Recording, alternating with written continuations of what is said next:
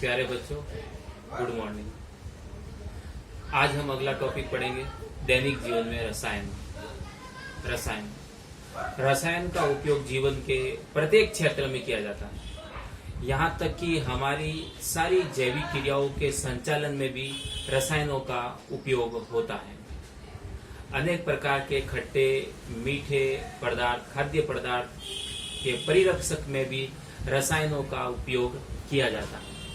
अतः सत्य है कि रसायनों के बिना दैनिक जीवन की कल्पना भी नहीं की जा सकती है। तो हम रसायन के बारे में, अम्ल, सार और लवण के बारे में कुछ पढ़ेंगे।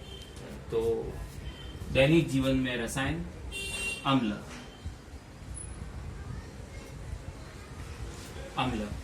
अम्ल स्वाद के अंदर खट्टे होते हैं, स्वाद में खट्टे होते हैं। अम्ल हमेशा नीले लिटमस पत्रों को लाल करते हैं। याद करने की एक ट्रिक भी है, अनिल। अम्ल नीले लिटमस पत्रों को लाल कर देते हैं। अम्ल अंग्रेजी के एसिड शब्द से बना है और इसको लैटिन भाषा में एसिडस यानी खट्टा से बना है। एसिड अंग्रेजी शब्द के एसिड, खट्टा यानी एसिडस से बना होता है।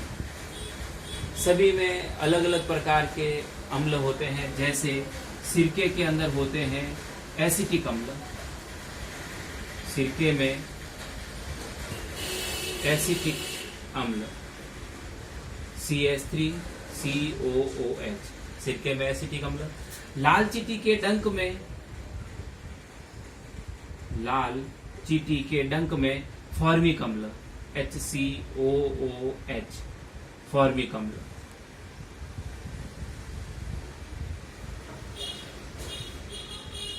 नींबू के अंदर सिट्रिक अम्ल,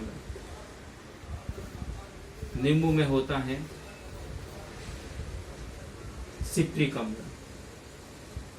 नींबू में सिट्रिक अम्ल, लाल चींटी में फॉर्मिक अम्ल। संतरे के अंदर भी सिट्रिक अम्ल ही होता है। दूध के अंदर लैक्टिक अम्ल होता है। अतः प्रत्येक में अलग अलग प्रकार के अम्ल होते हैं। तो अम्ल स्वाद में खट्टे होते हैं, नीले लिटमस पत्रों को लाल कर देते हैं। नीले लिटमस को ये लाल कर देते हैं। याद करने की ट्रिक हो गई, अनिल। सार। अम्ल के बाद में नेक्स्ट अगला टॉपिक सार। सार जो है वह स्वाद में कड़वे होते हैं, सार। ये सार जो है लाल लिटमस पत्रों को नीला कर देते हैं। लाल लिटमस पत्र को नीला कर देते हैं।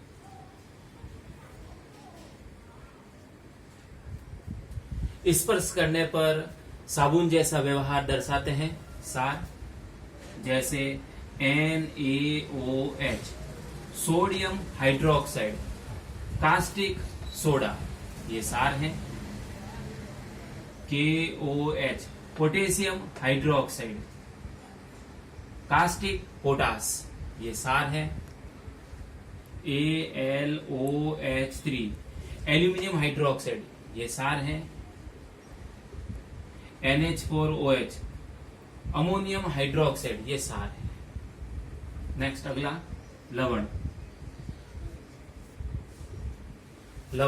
अम्ल व सार क्रिया करके लवण तथा जल बनाते हैं। अम्ल और सार क्रिया करके लवण तथा जल बनाते हैं। अम्ल HCl, सार NaOH, लवण NaCl प्लस जल। इस अभिक्रिया को उदासीनीकरण अभिक्रिया भी कहते हैं। उदासीनीकरण अभिक्रिया भी कहते हैं।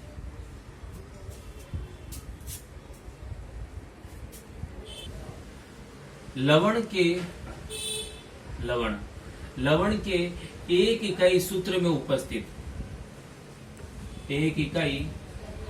सूत्र में उपस्थित जल के अणुओं की संख्या को,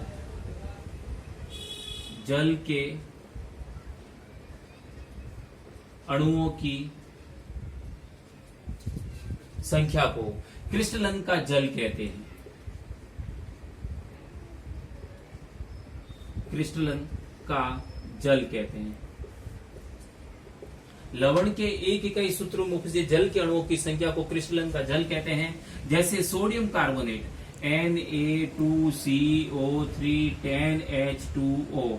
इस सोडियम कार्बोनेट के अंदर जल के जो अणु हैं 10 अणु हैं। Sodium carbonate.